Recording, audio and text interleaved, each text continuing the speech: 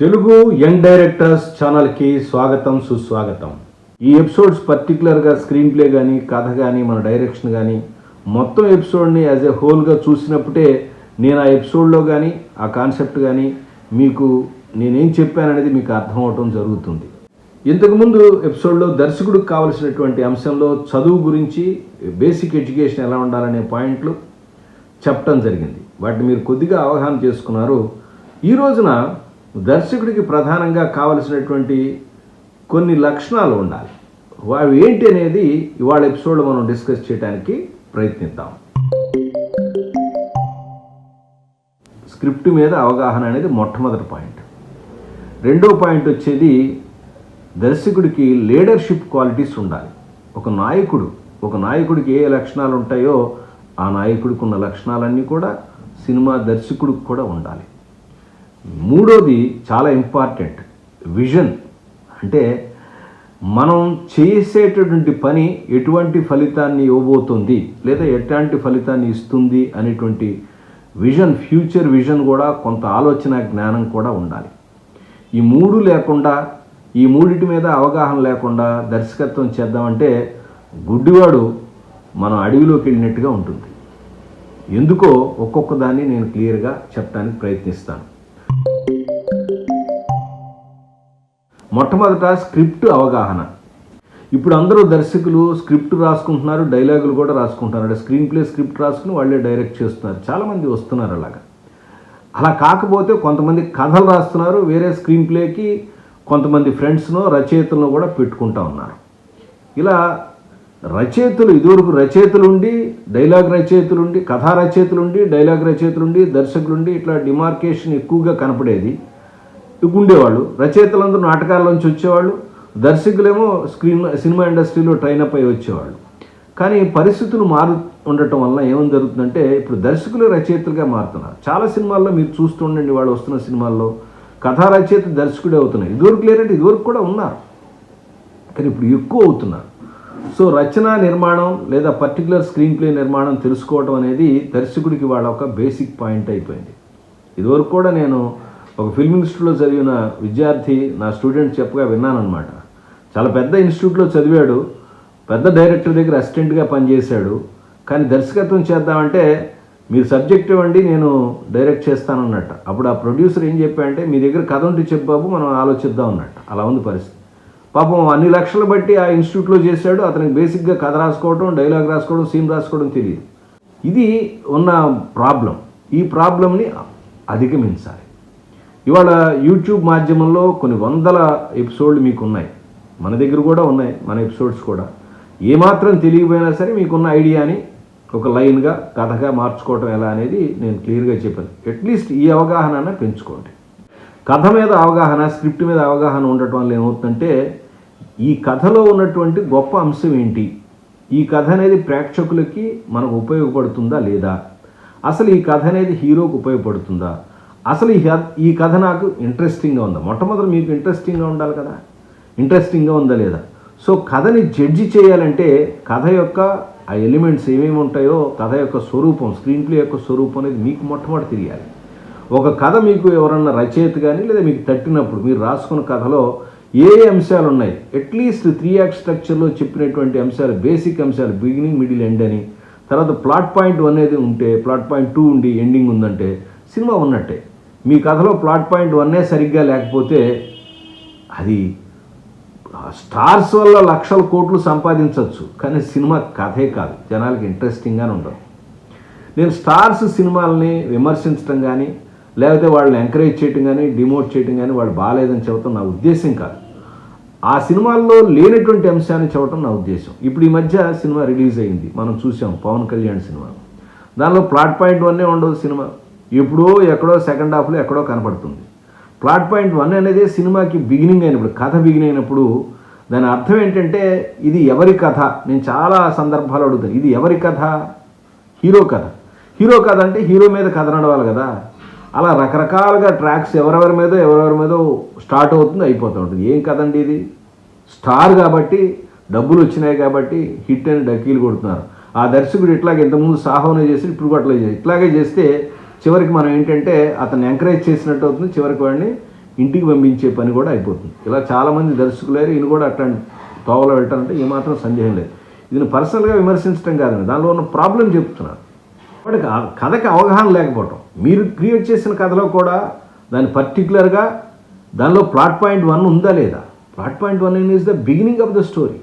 నీ కథ హీరోకి ఒక గోల్ ఏర్పడి, అతనికి ఒక లక్ష్యం ఏర్పడి, అతనికి ఒక ఏం చేయాలి, అతని జర్నీని స్టార్ట్ చేసేటటువంటి ఒక స్టీరింగ్ పాయింట్, ఇంపార్టెంట్ పాయింట్ అది.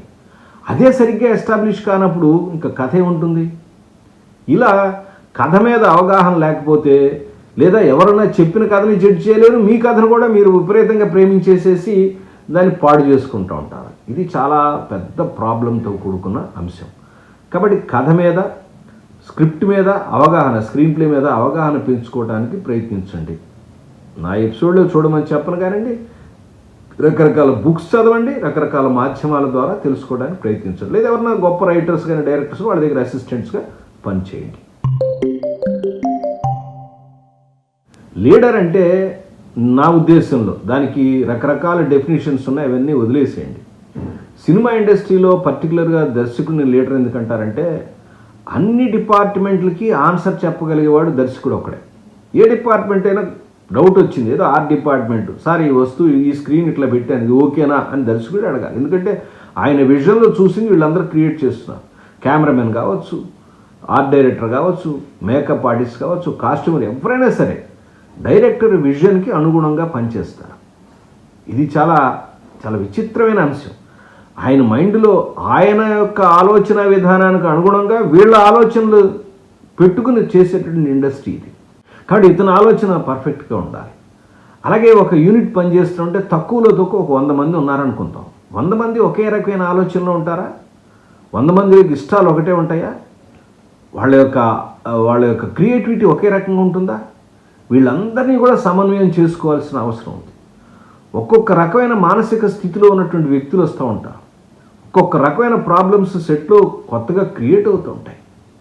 వీటన్నిటినీ పట్టుకుని అందరినీ కూడా నడుపుకొని సక్సెస్ఫుల్ మార్గంలో నడిపించవలసినటువంటి బాధ్యత ఈ లీడర్గా ఉన్నటువంటి దర్శకుడి మీద ఉంది. సమాజంలో ఒక లీడర్కి ఎటువంటి క్వాలిటీస్ ఉంటాయో దర్శకుడికి కూడా అన్ని రకాల క్వాలిటీస్ ఉండాలి అనే అంశంలో నేను అందరికీ నొక్కి చెప్తూ ఉంటాను. ఇది చాలా ఇంపార్టెంట్ బాస్. ఒక లీడర్కి ప్రాబ్లం ఉంటుంది, ఒక మాట అంటారు పడతాడు, అంతా భయపడిపోయి వాడిని తీసేయండి వాడిని అట్లా పిచ్చిగా అనక్కర్లేదు. ఈ మధ్య నేను ఒక ఫ్రంట్ డిస్కషన్లో ఉన్నాను. ఒక సక్సెస్ఫుల్ డైరెక్టర్, ఈ మధ్య సక్సెస్ తీసిన డైరెక్టరు, అతని దగ్గర ఇప్పటికి 30 మంది అసిస్టెంట్ డైరెక్టర్లు మారిపోయారట. ఎందుకు? ఒక పిచ్చి తిట్లు తిడతాట సెట్లో, బూతులు, లా అనే శబ్దంతో అసిస్టెంట్ డైరెక్టర్లు తిట్టడం. ఏంటి సంస్కారం ఇది? ఒక లీడర్కి ఉండాల్సిన క్వాలిటీనా? నీ పక్కన పనిచేసి నీ గురించి పనిచేసే నీ అసిస్టెంట్స్ని అలా మాట్లాడుతుంటే అతని యొక్క మానసిక స్థితి ఎట్లా ఉంది? అతను కరెక్ట్ లీడరా? మంచి చెడుని అన్నిటి కూడా ఖర్చులు కడుపులో పెట్టుకుని ఒక మార్గంలో చేసుకుని అతని క్రియేటివిటీని ఉపయోగించి సినిమాని సక్సెస్ చేయవలసిన బాధ్యత సినిమా దర్శకుడికి ఉంటుంది. ఇలా పిచ్చి బిహేవియర్ చేసేవాళ్ళు చాలామంది ఉన్నారు, డీసెంట్గా బిహేవ్ చేసేవాళ్ళు ఉన్నారు. ఇట్లా వచ్చినటువంటి సక్సెస్ని వాళ్ళ మానసిక స్థితిని వీళ్ళ మీద రుద్దేటువంటి వాళ్ళు కూడా బోల్డ్ మంది ఉన్నారు.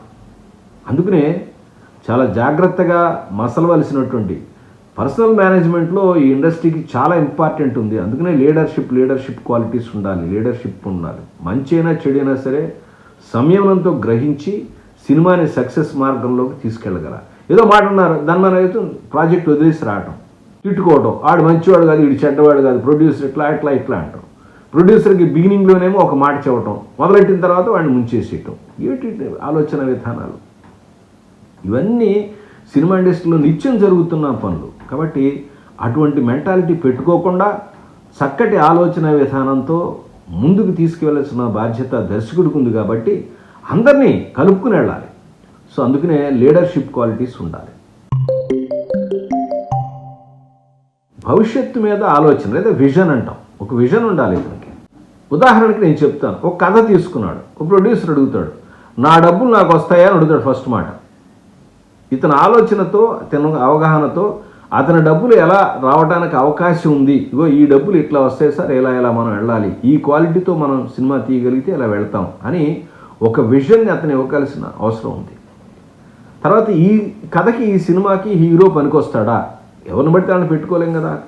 పెడితే ఏమవుతుంది, భవిష్యత్తులో ఏం జరుగుతుంది, ఎలాంటి ఫలితాలు మనకు వస్తాయి, తర్వాత ఈ కథని సమాజంలో తీసుకెళ్ళటం వల్ల ఇది సక్సెస్ అవుతుందా, ఎలాంటి ప్రేక్షకులు వీటిని అవగాహన చేసుకుని అడాప్ట్ చేసుకుంటారు, లేదా వ్యతిరేకత ఉందా, అసలు ఈ సినిమాని లైక్ చేస్తారా చేయరా, ఇలాంటి అన్ని అంశాలని మనం ఆలోచించాలంటే దర్శకుడికి సామాజిక అవగాహనతో పాటుగా కొంత విజన్ కూడా ఉండాలి. అంటే ఆ కథ యొక్క స్పాను, ఆ దర్శకత్వం చేసినటువంటి వచ్చినటువంటి అవుట్కమ్ ఏదైతే ఉందో అది కల్పించగలిగే ఇంపాక్ట్ను కూడా కొత్తగా ఊహించగలిగి ఉండాలి. ఆ ఊహించినటువంటి ఇంపాక్ట్ ఏది ఉందో దాన్ని సాధించడం కోసం ఇది రకరకాలైనటువంటి ప్రచార అస్త్రాలు కానీ, తర్వాత షూటింగ్ టెక్నిక్స్ కానీ, లేదా క్వాలిటీ మేనేజ్మెంట్ కానీ, లేదా మార్కెటింగ్ టెక్నిక్స్ కానీ ఉపయోగించి ఆ సినిమాని ముందుకు తీసుకెళ్ళాలి. ఇది ఒక సబ్జెక్ట్ని మనం క్రియేట్ చేసినప్పుడు అది ఏ రేంజ్ హిట్ అవుతుంది, దాన్ని తీసుకెళ్ళడానికి మనం ఎటువంటి స్టెప్స్ని అవలంబించాలంటే అతనికి ఎంత విజన్ ఉండాలండి. ముందు మీ అందరికన్నా ముందు ఊహించేది పాయింట్ చెప్పినప్పుడు దాని యొక్క విజన్ని, స్కోప్ని ఆలోచించగలిగేవాడు ఒక దర్శకుడు మాత్రమే. చూడండి, ఇది ఇంత ఈజీగా వచ్చేటువంటి కార్యక్రమం కాదు. ఇది చాలా అవగాహనతో రావాలి, అన్నిటి మీద అవగాహన రావాలి. ముఖ్యంగా దర్శకులకి, ఇవాళ రేపు ఉన్న దర్శకులకి లేనిది ఏంటంటే మార్కెటింగ్ టెక్నిక్, తర్వాత క్వాలిటీ మేనేజ్మెంట్, ప్రొడక్షన్ మీద కంట్రోల్ లేకపోవటం. ఈ 3 అంశాలు పెద్ద డిఫెక్ట్గా ఉంటున్నాయి. ఈ మూడిటి మీద కూడా అవసరం. మార్కెటింగ్ మీరు చేసుకోగల ఇదివరకు, సో క్వాలిటీ ఆఫ్ ప్రొడక్షన్ అనేది మీ మీదే కాదు, మిగతా ఇండస్ట్రీస్ అందరి డిపార్ట్మెంట్స్ మీద కూడా ఉంటుంది. సో ఇట్లా మీకు సంబంధం లేనటువంటి అంశాల మీద కూడా, అంటే బడ్జెట్ కంట్రోలింగ్ కూడా ప్రొడ్యూసర్ చూసుకుంటాడు, ఎగ్జిక్యూటివ్ ప్రొడ్యూసర్ చూసుకుంటాడు, కానీ మీకు కూడా అవసరం ఉండాలి. ఈ మధ్య నేను అన్నాను, అనిల్ రావిపూడి ఎక్కడో ఒకసారి షూటింగ్ చేస్తుంటే దాదాపుగా చాలా రోజులు, ఒక 30 రోజులు వేసినటువంటి దాన్ని 17 రోజుల్లో కంప్లీట్ చేసి ప్రొడ్యూసర్కి చాలా డబ్బులు మిగిల్చాడని చెప్పి విన్నాను. నేను మీలాగే విన్నదే. సో ఇలా చేసేవాళ్ళు ఇప్పుడు కాదు, ఇదివరకు కూడా ఉన్నారు డైరెక్టర్లు. అంటే ఏంటి, ప్రొడ్యూసర్కి ఎక్కడ డబ్బులు పెట్టాలంటే స్క్రీన్ మీద డబ్బులు పెట్టించి వేస్టేజ్ని తగ్గించి చకచకా వర్క్ను కంప్లీట్ చేసుకొని ఆ మిగిలిపోయిన డబ్బుని ప్రచారంలోనూ మరో దానిలో ఉపయోగించుకోవచ్చు. ఇట్లా చేయగలిగేటువంటి టెక్నిక్ తప్పకుండా దర్శకుడికి ఉండాలంటే అతనికి ప్రొడక్షన్ మీద కూడా అవగాహన, ఎవరికి ఎంత ఇస్తున్నారు, ఎంత వర్క్ జరుగుతుంది, రోజుకి ఎంత టైం పడుతుంది, ఎవరెవరు వస్తున్నారు, ఎవరెవరు ఖాళీగా ఉన్నారు, ఏం చేస్తున్నారు, అది కూర్చోవాలి. మనం కూడా పెద్ద గొడవ జరిగింది. యూనిట్ ఉన్నదని కూర్చున్నట్టే దాదాపుగా 50 మంది కూర్చున్నారండి. ఎందుకనంటే మా షాట్ లేదని అంటున్నారు, ఆ షాట్ ఎప్పుడో సాయంత్రం తీశారండి. ఇవన్నీ ప్లానింగ్ లోపాలు. ఎప్పుడు ఏది అవసరమో అది తెప్పించుకుని, ఎప్పుడు అవసరమో ఆర్టిస్ట్ని తెప్పించుకుని వాళ్ళతో చకచక వర్క్ చేసుకోవటం, ప్లాన్ చేసుకోవటం, తక్కువ వేస్టేజ్తో ప్లాన్ చేసుకుని స్క్రీన్ యొక్క విజువల్ని అద్భుతంగా అందంగా చేసి సక్సెస్ఫుల్గా చేయవలసిన బాధ్యత దర్శకుడికి ఉంది. ఈ 3 లక్షణాలు ఉంటే అతను దర్శకుడు అవటానికి అవకాశం ఉంది. ఈ 3 కాదు, ఇంకా చాలా అంశాలు ఉన్నాయి. ప్రస్తుతానికి ఈ 3 అంశాలు చెప్తాను, ఎందుకంటే చాలా చెప్పాలనుంది. నేను చెప్తా ఉంటే ఎపిసోడ్ అవుతుంది. కాబట్టి ఈ ఎపిసోడ్ని ఇంతతో ముగిస్తాను. దయచేసి గుర్తుపెట్టుకోండి, దర్శకత్వం నేర్చుకోవటం అంటే షార్ట్ డివిజను, షార్ట్స్, కంపోజిషన్ ఇదే కాదండి. ముందు మైండ్ మెంటల్గా ముందు ప్రిపేర్ అవ్వాలి. ఆ బేసిక్ నాలెడ్జ్ మీరు కావాలి. అది ఇచ్చేదే ఈ బేసిక్ ఎపిసోడ్స్. ఇవి లేకుండా అవి చూద్దాం లేని స్కిప్ అవుతే మరి ఏంటంటే ఏబిసిడీలు రాకుండా కవిత్వం రాద్దామని మొదలెట్టినట్టుగా ఉంటుంది. కాబట్టి ప్రతి ఎపిసోడ్ని తప్పకుండా చూడండి. మీ అభిప్రాయాలు నాకు తెలియచేయండి. మీకు ఏ డౌట్లు ఉన్నాయో వాటిని మీరు చెప్పినట్టయితే, కామెంట్స్లో చెప్పినట్టయితే వాటి మీద మధ్యలో ఎపిసోడ్లో ఒక అవగాహన కల్పించేట్టుగా ఎపిసోడ్ చేయడానికి ప్రయత్నిస్తాను. మరొక అంశంతో మళ్ళీ కలుస్తాను. అప్పటిదాకా నమస్కారం.